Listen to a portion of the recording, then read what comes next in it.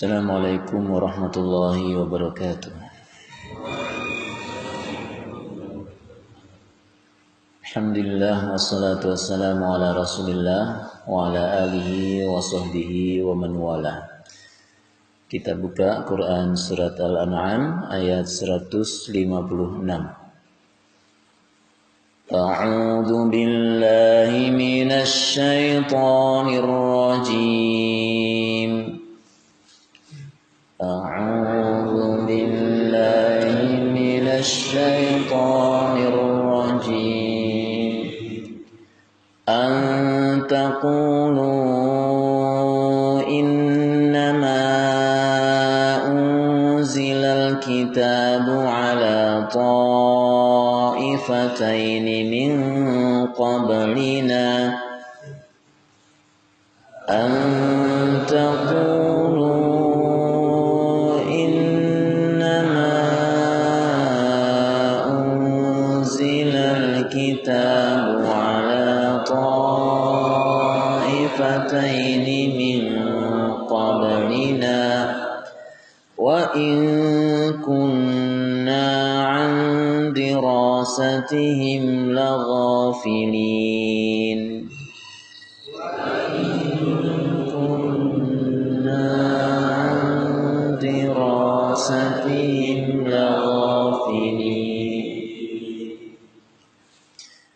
Kami turunkan Al-Quran itu agar kamu tidak mengatakan bahwa kitab itu hanya diturunkan kepada dua golongan saja sebelum kami, dan sesungguhnya kami tidak memperlihatkan apa yang mereka baca. Ikhwan rahimakumullah, di dalam ayat ini Allah Subhanahu wa taala menerangkan kepada kita, menerangkan kepada orang-orang musyrikin di Makkah saat itu, bahwa Al-Quran ini adalah petunjuk, bahwa Al-Quran ini berisikan syariat-syariat yang menjelaskan tentang hal-hal yang harus dilakukan oleh seorang manusia dan mana hal-hal yang tidak boleh dilakukan. Al-Quran memberikan penjelasan. Al-Quran memberikan arahan sehingga manusia bisa memahami bahwa hidupnya ini adalah ujian dari Allah Subhanahu wa taala. Tanpa Al-Quran manusia tidak bisa memahami mana yang baik dan mana yang buruk, mana yang halal, mana yang haram, mana yang manfaat, mana yang madarat atau berbahaya. Maka kemudian Allah Subhanahu wa taala menurunkan ayat ini dalam rangka sebagai hujjah bagi orang-orang musyrikin, jangan sampai satu waktu nanti mereka beralasan kekufuran dan kesyirikan mereka karena tidak adanya kitab suci yang diturunkan kepada mereka. Jadi ini ayat antisipasi kalau orang-orang musyrikin di akhirat nanti akan protes kepada Allah. Mereka melakukan seperti itu karena tidak adanya kitab suci yang mereka dapatkan dari Allah.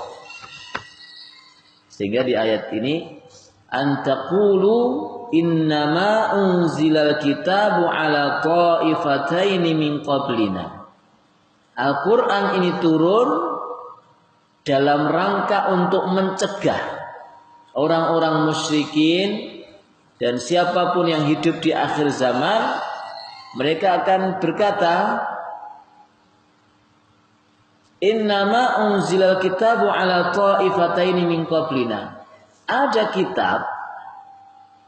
kitab suci, tapi itu hanya diturunkan kepada dua kelompok sebelum kami, yaitu Yahudi dan Nasrani.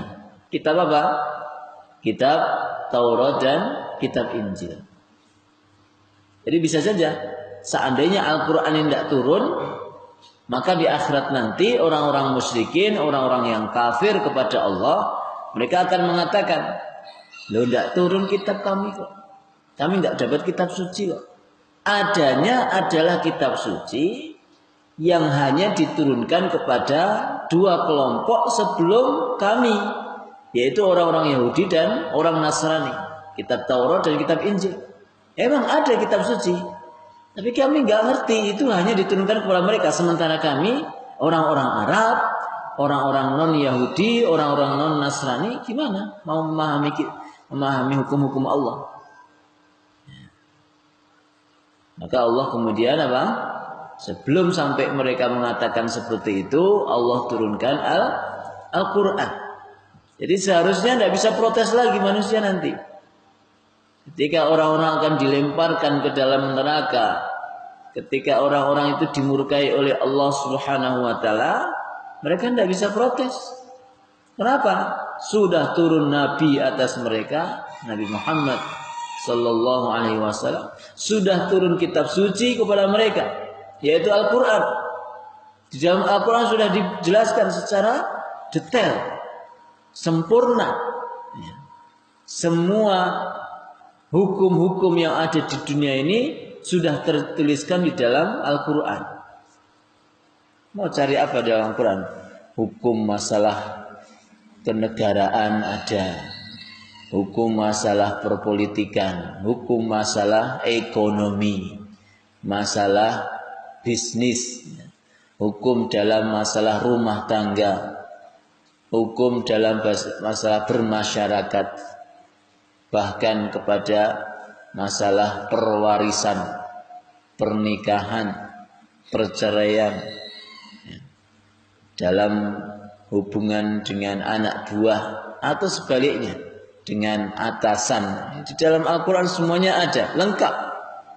Sehingga manusia tinggal apa? Memahami dan mengamalkan apa yang ada di dalam Al-Quran. Maka ikhwah rahimakumullah, orang-orang yang akan dicemplungkan, dimasukkan ke dalam neraka itu nanti tidak bisa protes. Sama Allah tidak bisa protes. Udah dijelaskan. Misal ada orang yang masuk neraka gara-gara dia mencuri. Bagaimana dia mau protes kepada Allah? Ayat-ayat tentang mencuri sudah begitu jelasnya, hadis-hadis tentang mencuri juga sudah begitu jelasnya, sehingga mereka nanti akan tidak ada protes kepada Allah.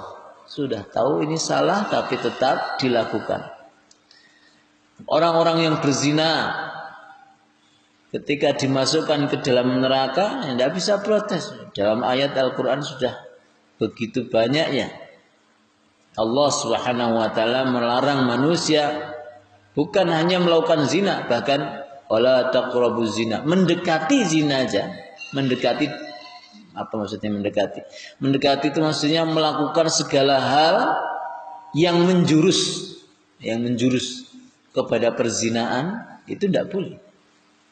Pacaran, ya, campur baur laki perempuan, kemudian saling, ya, berteman dengan lawan jenis yang menjurus kepada perzinahan, itu tidak boleh. Apalagi zina, apalagi dosa-dosa kesyirikan, kekufuran. Itu menjadi inti dari ajaran agama Islam untuk menghilangkan, memusnahkan dari muka bumi ini. Kalau sampai dilakukan oleh seorang manusia, kemudian dia masuk ke dalam neraka, maka mereka tidak bisa protes. Orang-orang yang beramal bukan karena Allah juga di akhirat tidak akan bisa nagih pahalanya kepada Allah. Itu nanti di akhirat itu orang-orang kafir, orang-orang musyrikin itu akan diajak bicara sama Allah dengan berkata, silakan kalian minta pahala dari para sesembahan kalian, daripada Tuhan-Tuhan kalian. Jadi Orang-orang yang nyembah berhala, minta rezeki, minta keselamatan, minta surga. Itu nanti di akhirat sama Allah dibilangin, ya udah coba minta surga sama yang kamu sembah. Yang mereka sembah mati juga. Yang mereka sembah makhluk-makhluknya Allah juga, yang tidak bisa memberikan manfaat sedikit pun kepada mereka. Sehingga orang-orang kafir terdiam dan mereka tidak ada yang bisa berani protes kepada Allah. Maka inilah kita ini betul-betul bersyukur saat kita setiap hari bercengkerama, saat kita setiap hari bersama dengan Al-Quran. Karena dengan begitu hidup kita ini akan terarah dan selalu diridhai Allah Subhanahu wa ta'ala. Demikian juga di akhirat nanti tidak ada siapapun dari kita yang bisa protes atas keputusan Allah. Kenapa? Karena setiap orang menerima balasan dari apa yang mereka lakukan di dunia tanpa terzalimi sedikit pun. Tanpa terzalimi sedikit pun. Orang baik akan mendapatkan pahala kebaikannya, orang buruk juga demikian. Faman ya'mal mithqala dzarratin khairan yarah wa man ya'mal mithqala dzarratin syarran yarah.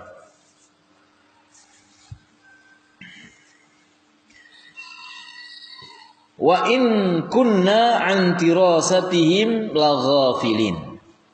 Dan kami dengan bahasa-bahasa mereka, dengan hal terkait dengan kitab suci Taurat dan Injil ini, laghafilin, nggak ngerti. Ini bodoh, kami nggak ngerti bahasa itu. Sehingga ya sekali lagi ayat ini adalah hujjah atau antisipasi dari Allah. Orang-orang itu nanti akan protes di akhirat dengan mengatakan,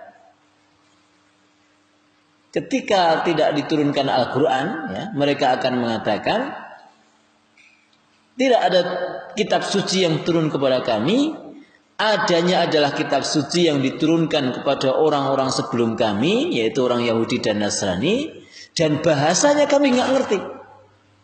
In kunna an dirasatihim laghafilin, ini gampang bahasa terjemahan mudahnya, dan bahasa-bahasa dari kitab suci itu kami nggak ngerti.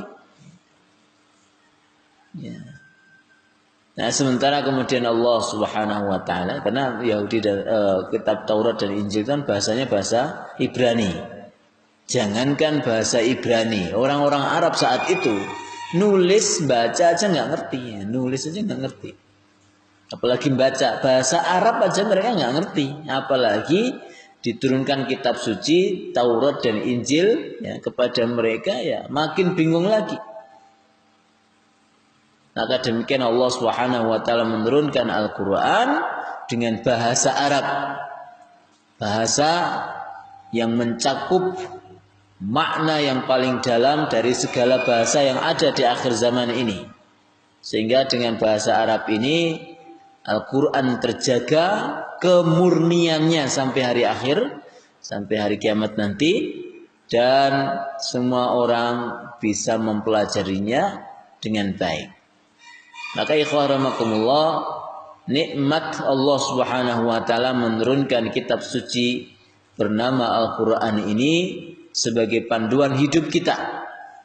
Antum mau mengukur ya kebenaran hidup antum atau sebaliknya itu dari apa-apa yang terkandung di dalam Al-Quran. Al-Quran harus kita pelajari dengan membacanya dengan baik seperti saat diturunkan kepada Nabi Muhammad SAW. Kemudian yang kedua, kita memahami maknanya karena kita bukan orang Arab, sehingga kita wajib mempelajari makna dengan bahasa kita. Yang berikutnya, kita pahami tafsirnya melalui tafsir yang diwariskan oleh para ulama salaful ummah, para ulama terdahulu. Setelah itu kita berusaha untuk mengamalkan dan kewajiban yang terakhir adalah mendakwahkan. Belajar membaca, belajar memaknai, belajar mentafsiri, belajar mengamalkan, dan yang terakhir belajar mendakwahkan. Itu adalah tugas kita terhadap Al-Quran yang Allah turunkan kepada kita. Semoga Allah Subhanahu wa ta'ala memberikan rahmat kepada kita semua dan memberikan kemudahan bagi kita semua untuk memahami, mengamalkan dan mendakwahkan Al-Quran. Amin ya rabbal alamin. Wa sallallahu ala nabiyyina Muhammadin wa ala alihi wa sahbihi ajmain. Assalamualaikum warahmatullahi wabarakatuh.